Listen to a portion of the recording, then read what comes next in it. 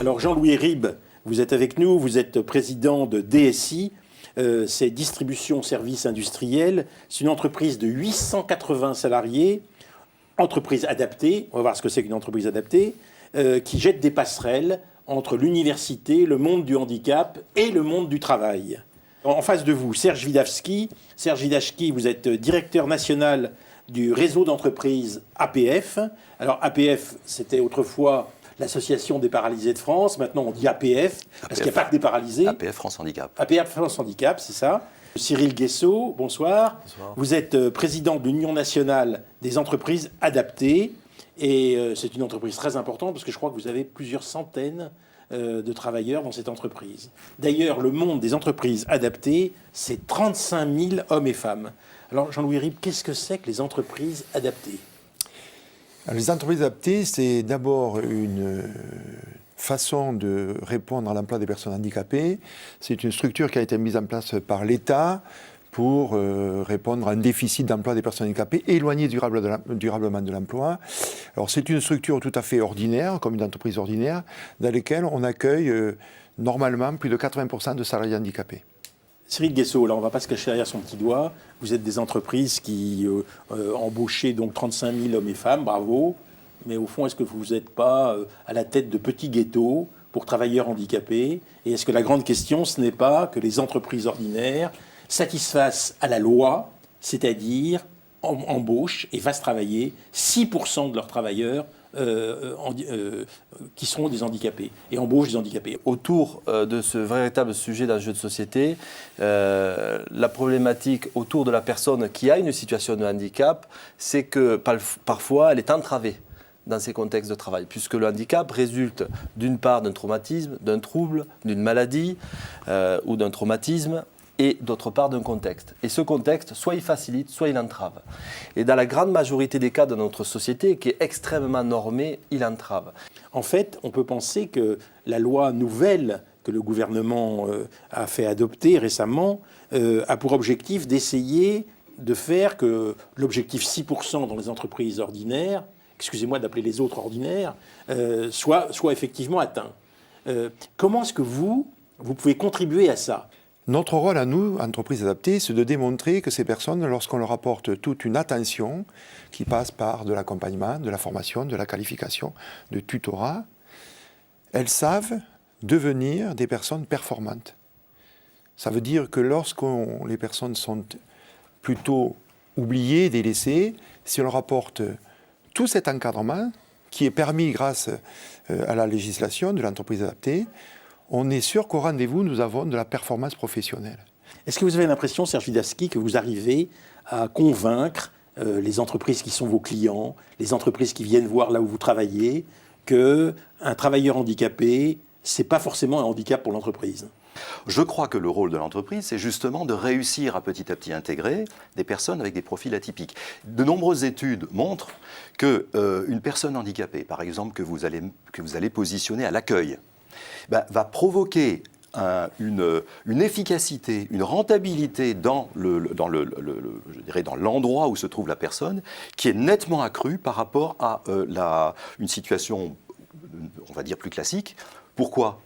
Tout simplement parce que la personne, souvent, parce qu'elle est là, parce qu'elle a été choisie pour ça, elle déborde d'énergie et de sympathie. Et puis les autres, quelque part, petit à petit, se sentent obligés de l'intégrer, de vouloir l'intégrer, et donc se crée une espèce de cohésion autour de la personne qui crée un effet très positif. Parce qu'au bout d'un certain temps, surtout si les tâches sont répétitives, est-ce que le travailleur qui est handicapé dans une entreprise ne va pas se lasser plus vite que d'autres travailleurs ?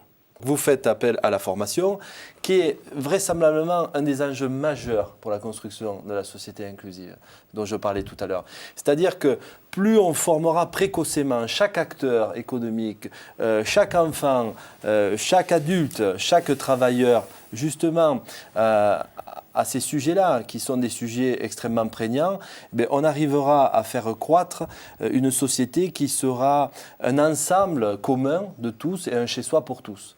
Est-ce que vous ne croyez pas que les changements, Serge Dasky, c'est là-dessus que j'aimerais vous entendre, qui sont intervenus récemment et qui disent que ces entreprises adaptées que vous représentez ici, au fond, doivent jouer un rôle dans la compréhension par l'ensemble de la société du rôle des handicapés pour au fond, faire fonctionner la société dans son ensemble, donc pour avoir un travail éventuellement en dehors de chez vous.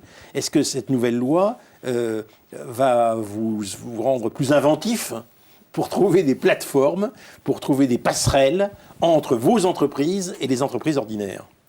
La concertation a permis de montrer à nos interlocuteurs de l'État que l'entreprise adaptée a un véritable rôle extrêmement vertueux dans la société pour intégrer les personnes en situation de handicap. Et le résultat de tout ça, c'est que on fait un pari, tout le monde fait un pari en disant mais effectivement, on se rend compte que vous avez réussi à faire de la croissance, une croissance assez incroyable en 10 ans. Donc, profitons de tout ça pour, au travers d'un mouvement d'entraînement des entreprises adaptées, doublons la taille. Est-ce que ces travaux-là, qui sont souvent des travaux pas suffisamment créatifs, disons, on ne s'en lasse pas au bout d'un certain temps? Notre boulot à nous, c'est de voir comment on peut adapter nos candidats à ces différents travaux. Et donc, on aurait plutôt tendance à dire qu'on fait du recrutement inversé. On propose, on rencontre, on travaille sur les aptitudes et pas sur les compétences, puisqu'on le disait tout à l'heure, elles sont éloignées de l'emploi. Et là, on regarde ce qu'on peut faire avec eux. La grande différence, c'est qu'on se concentre essentiellement à la personne et on se rend compte que d'un travail à petite valeur ajoutée, on peut aller sur des activités à forte valeur ajoutée. Florence Cantier, bonsoir. Bonsoir. Vous êtes DRH du groupe UP, un groupe qui fait partie de l'économie sociale. Thibaut Guilly, vous êtes directeur général du groupe ARES. C'est un groupe qui a pour objectif de favoriser l'insertion des travailleurs handicapés, des personnes en grande exclusion. Madame Cantier, est-ce que vous ne pensez pas qu'il y a une question absolument décisive qui est la formation des managers? Il faut que les managers qui ont dans leur service des travailleurs handicapés soient capables, au fond, de les encadrer de façon un peu particulière. Ouais. Je peux vous donner 2 exemples. On a recruté récemment 2 personnes qui présentent un handicap psychique. Et effectivement, il y a des manifestations au travail qui peuvent être surprenantes. En tout cas, pour les personnes qui n'ont pas l'habitude de côtoyer ce type de handicap. Ce qu'on fait dans ces cas-là, en s'appuyant et avec l'aide des associations, c'est qu'on sensibilise l'équipe et le manager. Et en l'occurrence, on a nommé aussi une personne référente, c'est-à-dire une personne qui va avoir plus de temps à consacrer à cette personne que le manager. Voilà. Donc effectivement, c'est extrêmement important. Et le premier frein au recrutement des personnes en situation de handicap, c'est notamment les personnes qui recrutent, mais aussi le manager qui va se dire « mais moi, comment je vais gérer? J'ai des objectifs à atteindre, j'ai des objectifs de performance.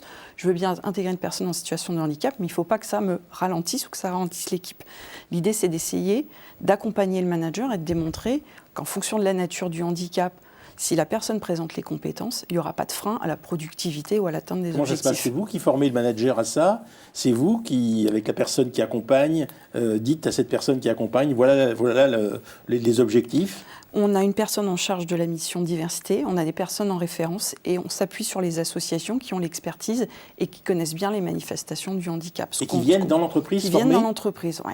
Former donc ces cadres éventuellement, ces managers, etc. Concrètement, c'est une réunion, par exemple, avec l'équipe. Si la personne handicapée qui entre dans l'entreprise, on est d'accord, bien sûr. C'est une réunion avec l'ensemble de l'équipe où il y a l'association, la personne handicapée et l'équipe pour poser des questions très pratiques sur comment il faut agir. Voilà, ça c'est un exemple très concret de ce qu'on fait, de ce qu'on veut faire et développer très fortement. C'est en fait chacun, et même avec un handicap, a des capacités à pouvoir travailler dans l'entreprise. Alors ensuite, en fonction des handicaps, il va falloir adapter. Peut-être aussi, il y a des handicaps physiques qui vont faire il y a plein d'activités où le port de charge, etc., ne va pas être un frein. Donc on a d'abord un sujet d'accompagner les transitions professionnelles et de travailler sur, dans nos entreprises adaptées, dans ces associations de handicap, on a développé un savoir-faire, des compétences sur l'accompagnement des spécificités des personnes. Nos grands témoins, pour Patrick Tudoret et moi, sont d'une part Corinne Pelluchon, bonsoir, vous êtes philosophe à Marne-la-Vallée, professeur de philosophie, vous êtes spécialiste de philosophie politique et morale, et vous avez mis la vulnérabilité au cœur du contrat social, je peux dire d'une certaine façon.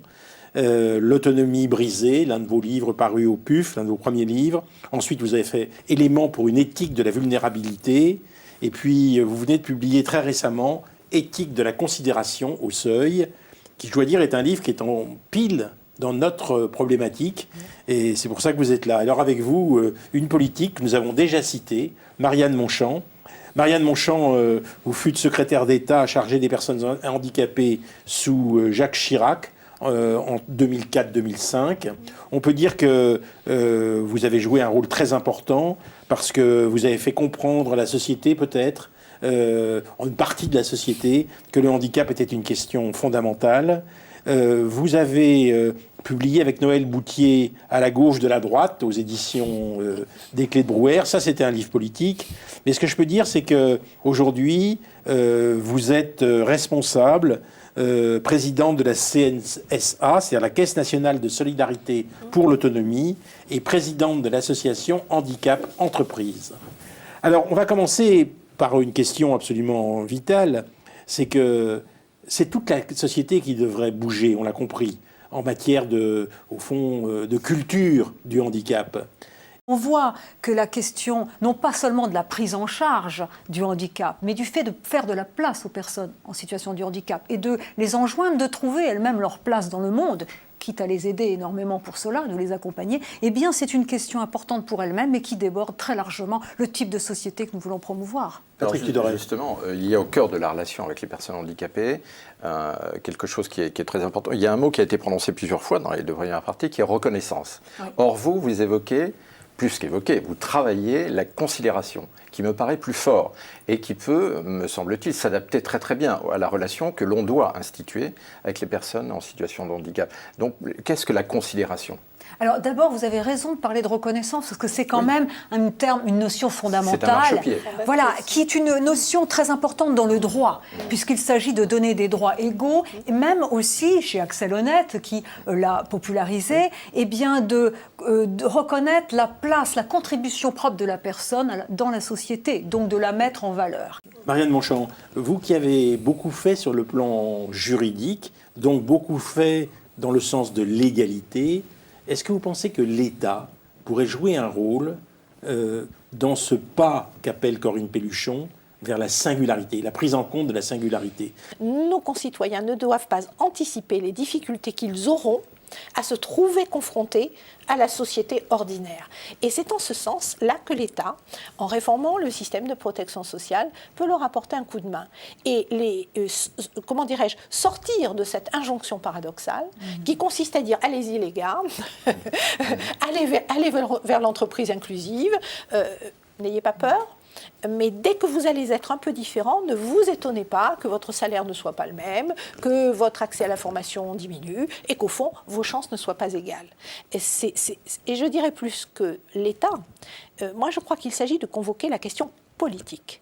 Parce qu'en face de la question sociétale, il y a une question politique. Et il s'agit d'armer la société française sur ces deux registres. Il y a un problème de représentation de la personne en situation de handicap. Et je vois que Corinne Pelluchon utilise rarement le mot individu, elle utilise le mot personne. Pour moi, en tout cas, c'est ce qui détermine mes engagements politiques. Le modèle de protection sociale de demain doit devenir personnaliste. Au sens où il s'agit d'adresser, de demander, au fond, à la personne de formuler des choix, ou si elle n'est pas en mesure de formuler des choix, de formuler des aspirations, de formuler des préférences. Voilà. Et la réponse, que ce soit la réponse en santé, que ce soit la réponse en protection sociale de manière plus large, doit pouvoir s'organiser à partir de ce questionnement. Il ne s'agit pas d'offrir des services et des institutions et des machins qui prétendraient, dans une espèce de grande sagesse d'État, fabriquer le bonheur de nos compatriotes. Il s'agit, dans un rapport de question à réponse, la réponse étant personnalisée, sophistiquée, individualisée, sur mesure, de résoudre ces articulations douloureuses que vit encore, à l'heure où nous parlons, la société française, et singulièrement sur la question de l'emploi. Corinne Pelluchon, dans votre livre, L'éthique de la considération, vous insistez sur le fait qu'il s'agit de donner de la place aux autres, et qu'en fait la considération commence par la pensée de la place qu'on donne aux autres. Est-ce qu'il ne faut pas aussi poser ce problème aux handicapés eux-mêmes, aux travailleurs handicapés? Je veux dire, parce que, bien sûr, il faut changer la culture nationale, etc. Mais est-ce qu'il ne faut pas aussi changer la manière dont se vivent les travailleurs handicapés, qui, compte tenu de tous les obstacles qu'elles rencontrent dans la société, au fond, ont du mal, peut-être, à prendre en compte la manière, le point où en sont les autres. Mais tout à fait. Moi, je pense que la considération, c'est aussi une philosophie de la liberté. Et quand on s'intéresse comme moi et de à la responsabilité. Oui, exactement. Quand on s'intéresse comme moi à la vulnérabilité, paradoxalement, l'autonomie n'est jamais loin. On peut peut-être terminer juste sur une phrase très courte de Corinne Pelluchon. Nous sommes vulnérables au sens où il y a en chacun de nous la pulsation d'autre vie. Voilà, la pulsation d'autre vie en chacun de nous.